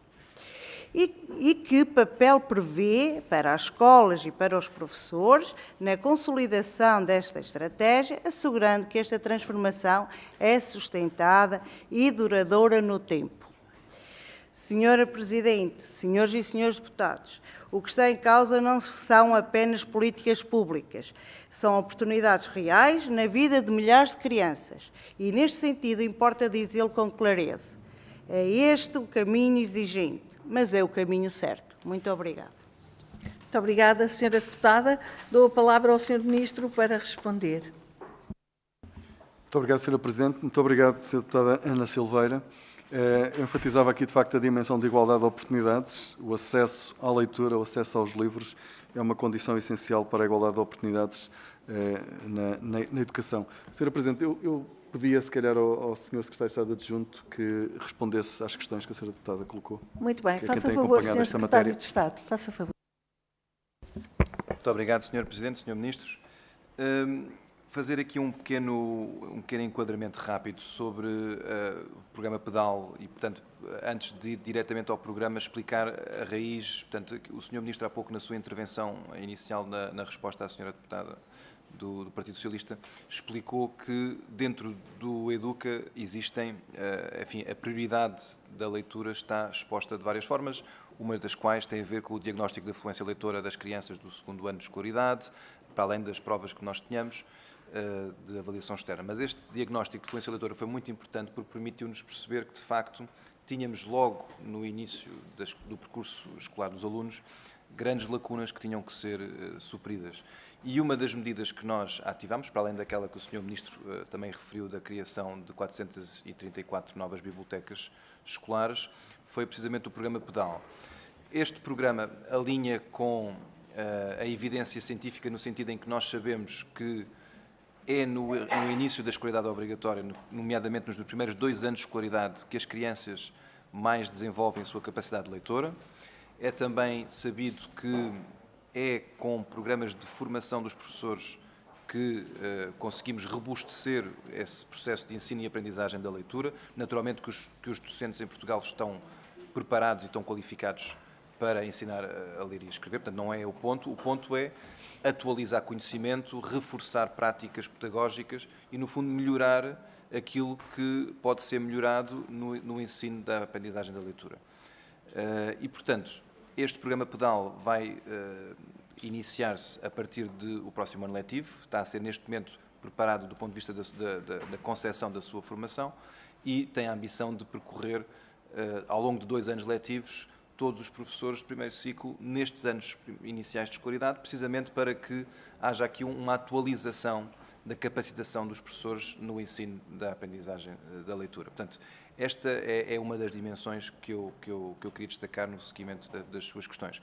A outra questão, aqui para recuperar um ponto que o Sr. Ministro fez, a leitura está muito além da dimensão, vamos dizer, académica. Portanto, a leitura é a abertura de horizontes e daí nós estarmos a investir nas bibliotecas, porque, de facto, ao ter acesso a uma biblioteca, e reparem que quando o Sr. Ministro fala de 90 mil crianças de primeiro ciclo, nós temos, grosso modo, e portanto aqui sinalizando assim, fazendo os números assim um bocadinho arredondados, nós temos cerca de 90 mil crianças por ano de escolaridade.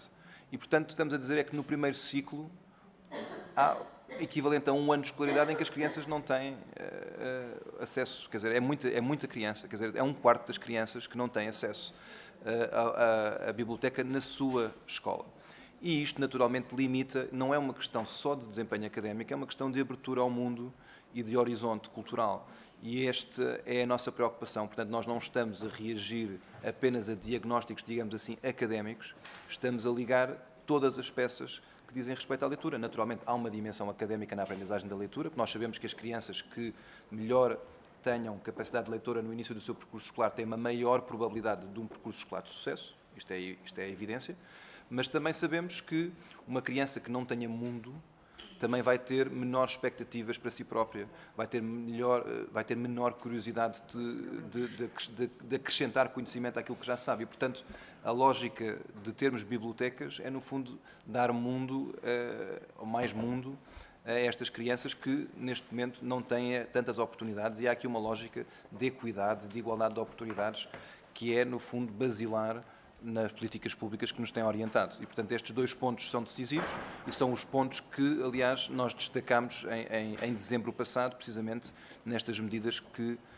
apresentámos para toda a comunidade escolar para reforço da leitura, algumas já em curso para o arranque do próximo ano letivo, nomeadamente da instalação das bibliotecas, com a RBE, um processo que já agora me permitam salientar isto, um processo que está a ser liderado pelo EDUCA, mas especificamente pela doutora Manuela Pargana, que assume o Departamento da Promoção da Leitura, tendo sido, durante muitos anos, quem liderou a RBE. E, portanto, este processo está a ser liderado pela doutora Manuela Pargana, com o EDUCA, naturalmente, com o EDUCA, ou seja, com o Conselho Diretivo do EDUCA e com os gabinetes, no sentido de acelerarmos também do ponto de vista da distribuição de verba, que é essa parte, sobretudo, que também vem aqui ao Sr. Ministro, que é a autorização das verbas serem distribuídas às escolas para que estes investimentos possam ser efetivados. Portanto, há aqui uma junção de várias dimensões da leitura que estão a ser alinhadas e que, no fundo, refletem a lógica desta reforma, que é precisamente unir as várias dimensões e deixar que, no fundo, haja espaços vazios ou redundâncias e que, no fundo, todos os esforços estejam alinhados para uma cobertura total das várias dimensões da leitura. Muito obrigado. Muito obrigada, Sr. Secretário de Estado. Dou agora a palavra ao Sr. Deputado José de Carvalho, do Chega. Obrigado, Sr. Presidente, Srs. Deputados, Sr. Ministro e restante equipa ministerial. De facto, o Partido Socialista traz-nos aqui um requerimento com a sua relevância, uma vez que pretendemos, neste caso na Comissão, ouvir o Sr. Ministro da Educação a propósito do Programa Nacional de Leitura e sobre a importância da rede de bibliotecas escolares. Para o Chega, naturalmente, isto são temas importantes, relevantes e que devem ser aqui abordados. Até porque apostar na leitura e apostar na rede de bibliotecas, para nós, é fundamental. A chatice dos diabos, Sr. Ministro, é que há sempre um mas. E o mas tem a ver com o seguinte, é que, de modo muito particular, quando as esquerdas estiveram no poder, aquilo que fizeram ao PNL foi dar aprovação a determinados livros, dando a chancela do PNL, livros que estão nas bibliotecas escolares de acesso livre a crianças com 5, 6, 7 e 8 anos, e esses livros são verdadeiras amarras ideológicas que o vosso Primeiro-Ministro, aliás, ainda Primeiro-Ministro, disse em outubro de 2024 que queria retirar das escolas e da sociedade. E eu passo aqui a citar alguns desses livros. Isto foi retirado ontem da FNAC, do site da FNAC. São livros que estão à disposição das pessoas e das famílias. Isso para nós é um princípio basilar, que é as famílias têm a liberdade de escolha, a liberdade de opção e de aquisição dessas obras. Agora, o que nós já não achamos normal, e permitam uma expressão, é normal que o Programa Nacional de Leitura coloque estes livros à disposição nas bibliotecas escolares. O Jaime é uma sereia, o Oliver é uma menina, isto é verídico. Como educar um filho feminista, portanto, isto está nas bibliotecas das nossas escolas. Mamã, eu quero ser um menino. Mamãe, eu quero ser um menino. O Pedro gosta do Afonso. O menino que queria ser menina. Sr. Ministro, estes títulos são claros na sua intenção de sexualizar e doutrinar crianças. Estivemos aqui ao longo desta tarde preocupados com esta questão e com estes assuntos. Que cada família, em liberdade, repito, possa adquirir estes livros nas livrarias, é um ato de escolha que o Chega respeita. E isso para nós é essencial. Agora, que seja um organismo de Estado, neste caso o PNL, a sugerir estas leituras aos mais novos, e a dar a chancela da suposta qualidade e recomendação destes livros é que não nos parece correto. O que tem a dizer esta equipa ministerial, de modo muito particular o Sr. Ministro, em relação a esta seleção de livros que aqui está, e que eu repito, ainda faz parte do PNL, e embora esta audição seja de facto para inquirir o Sr. Ministro, é fundamental se calhar também ouvirmos, e o país gostaria de ouvir, aqueles que tiveram responsabilidades governativas e na decisão e escolha destes livros em relação ao porquê da inclusão destes livros nessa lista. Para os mais distraídos, e eventualmente haverá aqui alguns mais distraídos, isto parece-nos que tem pouco de literatura, é pura ideologia. Isto é puro ativismo, e ativismo doentio é que importa, Sr. Ministro, parece-nos, cumprir aquilo que foi o compromisso assumido pelo Sr. Primeiro-Ministro de retirar as amarras ideológicas das nossas escolas. Ainda temos um pouco de tempo. As perguntas que se fazem de forma muito clara e muito direta é se, de facto, o Sr. Ministro se sente incomodado ou não com livros destes nas bibliotecas escolares e de acesso livre às nossas crianças menores. O que é que conta fazer para cumprir com aquele que foi o compromisso assumido pelo Sr. Primeiro-Ministro da retirada das amarras ideológicas das escolas e, acima de tudo, uma vez que o Sr. Ministro tem mostrado ao longo destes 2 anos uma atitude claramente reformista e que pretende, de facto, retirar as amarras ideológicas, vimos isso naquilo que tem sido a reforma que o Sr. Ministro tem apresentado para todos os organismos ligados ao Ministério, a questão da Fundação Ciência e Tecnologia e, entre tantos outros. Sabemos esse compromisso do Sr. Primeiro-Ministro e também do Sr. Ministro. Perguntamos se o Sr. Ministro está disposto a corresponder a esse desafio que muitas famílias portuguesas colocam da necessidade de retirada das amarras ideológicas e, acima de tudo, que a leitura, o conhecimento e o saber, de facto, sejam prioridade, mas conhecimento nas escolas, sim, doutrinamento é que não. Muito obrigado, Sr. Ministro. Muito obrigada. Dou a palavra ao Sr. Ministro para responder até 5 minutos. Muito obrigado, Sr. Presidente. Muito obrigado, Sr. Deputado José Carvalho. Em primeiro lugar, um livro que está no Plano Nacional de Leitura não quer dizer que esteja nas bibliotecas. Aliás, há escolas que nem biblioteca têm, como já vimos. Em relação à escolha, é um processo técnico. Obviamente, eu não vou escolher os livros do Plano Nacional de Leitura, mas eu se calhar pedia ao Secretário de Estado, se a Sra. Presidente autorizasse, para explicar qual é que é o procedimento para a escolha desses livros. Faça o favor, Sr. Secretário de Estado. Muito obrigado, Sra. Presidente, Sr. Ministro, Sr. Deputado José de Carvalho. O processo é simples e é técnico, ou seja, não tem interferência política, como, aliás, enfim, noutros processos de definição de quais são os livros que vão para as escolas ou que devem ser lidos ou que estão no currículo, não são decisões políticas nem dos membros do Governo. Neste caso, em particular, as editoras enviam as suas propostas, portanto, enviam livros para o PNL, que atribui os mesmos a especialistas, e, portanto, os especialistas são escolhidos pela equipa coordenadora do PNL com os critérios que considerar adequados, e neste caso aqui os critérios têm muito a ver com as faixas etárias, o tipo de literatura que estiver em causa, etc. E é a apreciação dos especialistas que depois viabiliza... Como? Deputado, eu peço. Não haja diálogo. É a apreciação, portanto, dos especialistas sobre a pertinência daquelas obras entrarem ou não entrarem no Plano Nacional de Leitura, sabendo que a entrada no Plano Nacional de Leitura equivale não só a uma recomendação, mas a uma recomendação com uma indicação da faixa etária a que a obra pode ser, no fundo, recomendada. E, portanto, é uma dimensão técnica e nós, naturalmente, não nos passa pela cabeça fazer uma apreciação pessoal das obras que já estão com o selo do Plano Nacional de Leitura. Portanto, não é da nossa competência direta fazê-lo.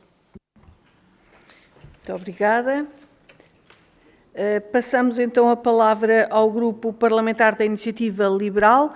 A Sra. Deputada Angélique da Teresa, faça o favor. Muito obrigada, Sra. Presidente. Há pouco falou-se de uma Ministra da Educação. Eu gostaria de falar de outra, da Cristina Callas, que é a Ministra da Educação da Estónia, que naturalmente para nós é um país que seguimos com muita atenção e que disse que os políticos, o sucesso da política educativa da Estónia, de forma muito curta, dita por esta Ministra, ela afirmou que uma dos formulários de sucesso da Estónia é manter os políticos longe da sala de aula, e realmente cada vez acredito mais nisto. Que haja reforma, que haja simplificação de estruturas, que haja aumento de livros e de bibliotecas nas escolas, parece-me uma boa ideia, principalmente num Ministério em que, desculpe lá, mas eu não consigo apagar a imagem de saber que havia funcionários do Ministério a ver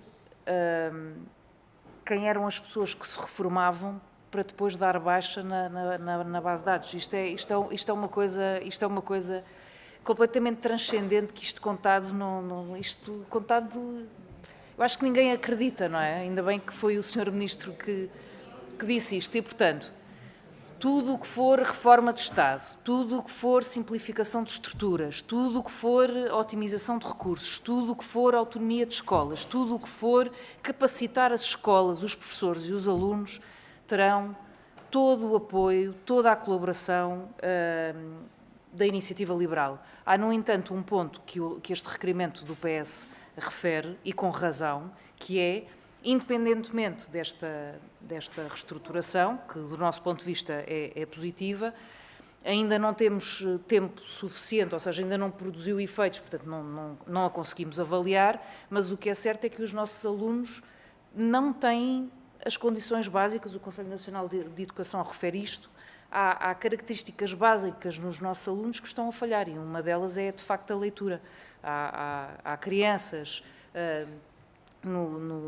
na primária que chegam ao fim da primária e que leem com imensa dificuldade, e, portanto, isto é um alerta, e daí a importância deste requerimento do Partido Socialista, porque o Plano Nacional de Leitura não pode, de forma alguma, ser posto em causa, precisamente neste sentido. Temos alunos que não cumprem, ou seja, que não estão a conseguir alcançar aquilo que é exigido. E, portanto, muito bem os livros na escola, muito bem o reforço das bibliotecas, mas o que é que se vai fazer para colmatar estas falhas na aprendizagem que faz com que estas crianças, enfim, chegam ao fim da escola primária e tenham estas falhas que convém que sejam colmatadas o mais rapidamente possível e de forma o mais antecipadamente possível.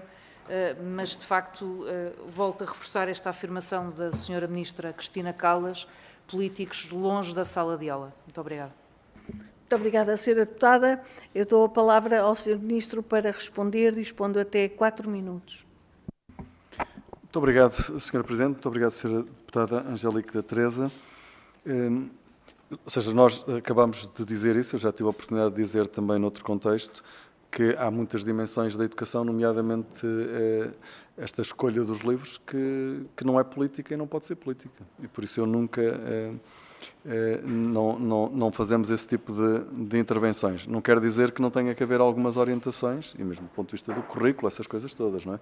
Ou seja, não é tudo técnico, não é? Ou seja, há uma dimensão de facto que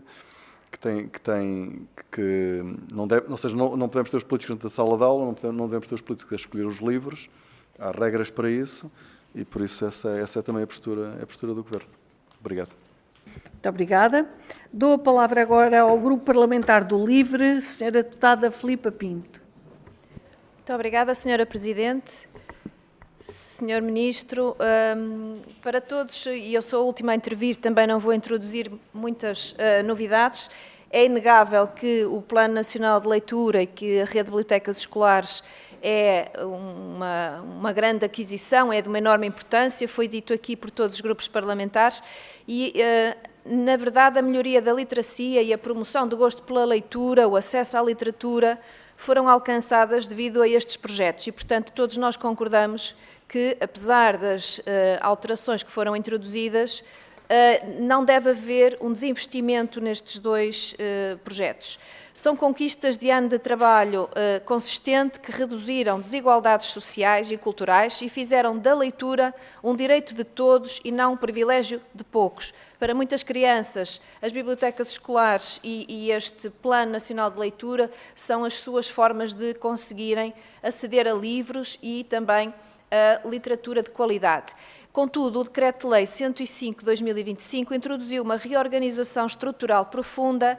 A estrutura de missão do Plano Nacional de Leitura e o Gabinete Coordenador da Rede de Bibliotecas Escolares foram extintos, como nós aqui sabemos e já foi referido, e, ao ser integrados no novo Instituto para a Qualidade da Educação e da Avaliação, deixou-nos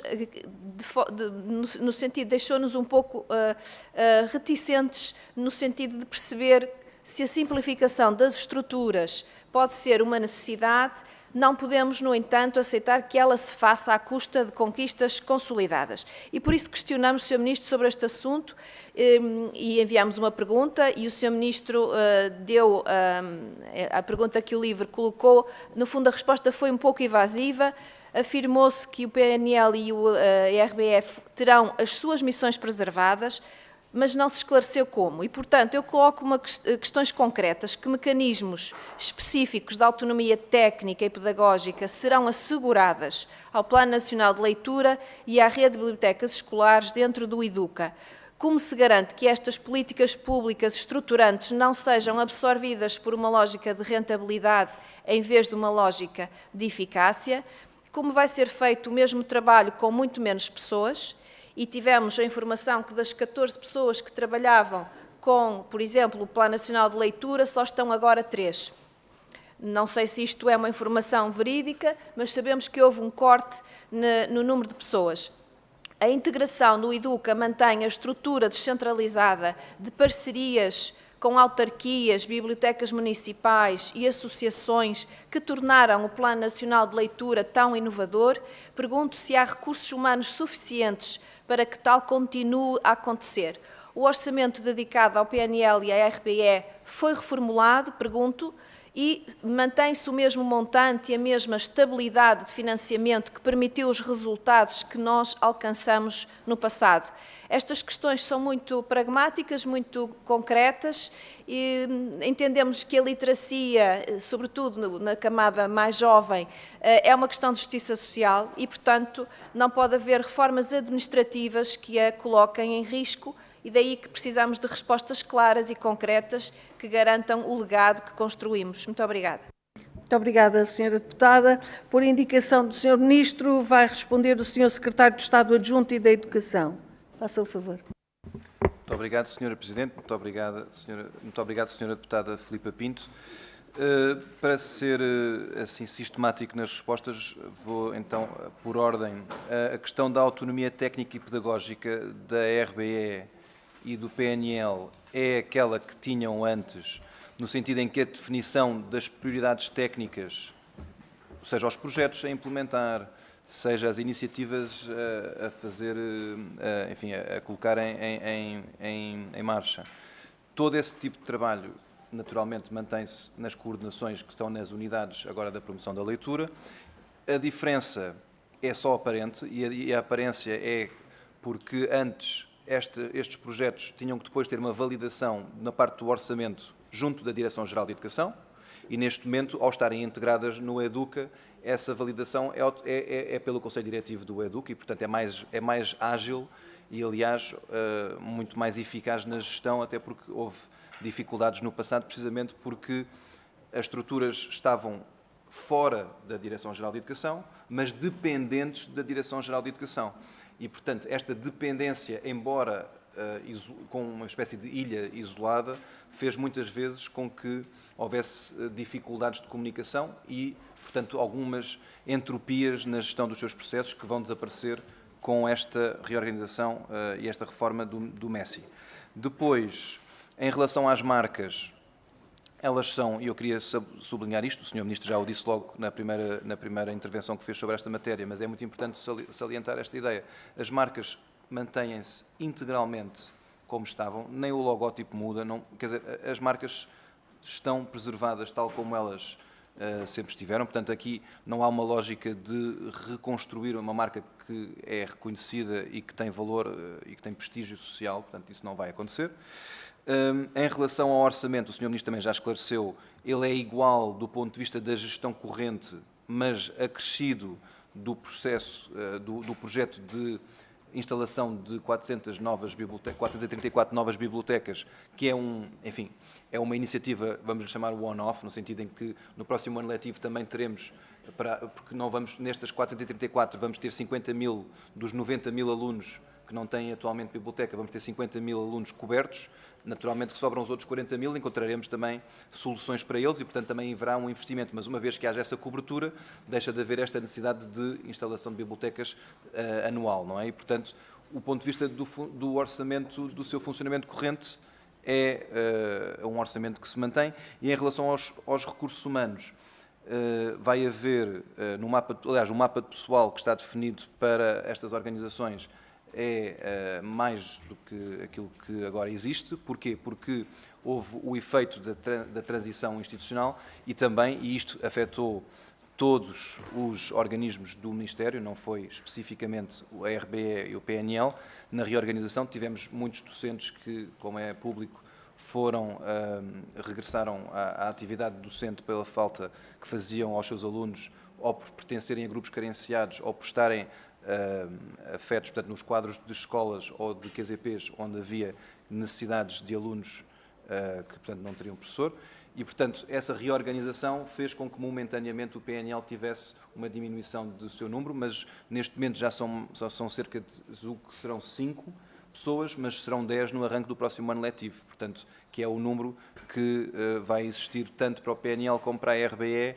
O máximo, tanto está estabelecido no mapa de pessoal, 10 pessoas para estas duas unidades que vão trabalhar também em conjunto e, portanto, serão 20 pessoas a trabalhar na promoção da leitura, sem contar com os dirigentes. Portanto, estamos só a falar de técnicos que vão estar a trabalhar nestes dois programas. Muito obrigado. Muito obrigada, Sr. Secretário de Estado. Chegamos ao fim destas 3 audições. Agradecemos naturalmente a todas as senhoras e senhores deputados as questões colocadas e ao Sr. Ministro e aos senhores Secretários de Estado as respostas e as informações que nos trouxeram. Foi, de facto, muito longo e muito exigente e pedimos também que, num próximo momento, possamos desagregar a audição regimental das audições por requerimento, porque, como comprovámos hoje, é de facto muito exigente, quer para a equipa ministerial, quer para a própria Comissão. Então, desejamos um bom trabalho e até uma próxima oportunidade. Enquanto o Sr. Ministro nos dessem só 2 minutos, nós temos de encerrar a reunião, mas precisamos só de definir aqui 2 pontos. O primeiro é sobre a celebração do Dia Nacional do Cientista. Podemos dizer à Ciência Viva que estamos de acordo com o programa e fechar o programa e divulgar? Sim? Não há oposição? Está fechado. O próximo Café de Ciência poderá ser subordinado a este tema, dar espaço ao espaço, inspirar para inovar, em junho, julho, também não há oposição? Muito bem. Depois, amanhã temos às 10 da manhã o nosso seminário sobre a integração dos alunos estrangeiros nas escolas, cujo programa já tem, para o qual pedimos também a participação de todos. Teremos no dia 28 reunião da Comissão e perguntava se estão de acordo com as entidades que foram elencadas aí na proposta de ordem do dia, se podemos convocar todas para a reunião do dia 28, sendo que a primeira entidade, a Comissão Representativa dos Cidadãos Subscritores do Projeto de Lei de Iniciativa dos Cidadãos sobre o reposicionamento justo na carreira docente, etc., já confirmou que tinha disponibilidade para vir no dia 28. As outras 2 ainda não foram contactadas. Alguma objeção? Podemos contactar para o dia 28? Sim? Então, muito obrigada a todos. Senhora Deputada Aida Carvalho, faça... Obrigada, Sr. Presidente. Nós enviaremos a resposta amanhã. Pode ser? Bem, agradecemos então. A primeira pode ficar fechada, a primeira, como já manifestou disponibilidade, das outras 2. Então, os grupos parlamentares até amanhã de manhã, ao fim da manhã, por favor, façam-nos chegar para podermos contactar. Muito obrigada a todos. Até amanhã. Obrigada.